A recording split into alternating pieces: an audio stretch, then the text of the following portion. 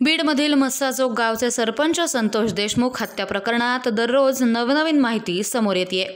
सदर प्रकरणातील 2 कोटींच्या खंडणी प्रकरणी मोक्का लागलेले आरोपी वाल्मिक कराड याला मिळत असलेल्या विशेष ट्रीटमेंटबाबत राष्ट्रवादी काँग्रेस शरद पवार गटाचे आमदार रोहित पवार यांनी एक्सवर पोस्ट करत निशाणा साधलाय। सदर सरकारनं कैलासवासी संतोष देशमुख हत्या प्रकरणात सुरुवातीपासूनच गुन्हेगारांना वाचवण्याचा ठेकाच घेतल्याची ठाम भावना महाराष्ट्राच्या जनतेची झाली आहे।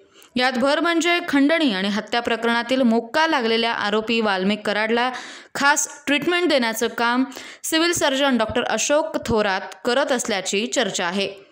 आरोपी कराडला आराम करता यावा यासाठी हॉस्पिटलमधील एक वॉर्ड रिकामा करण्यात आलाय हे दुर्दैव आहे।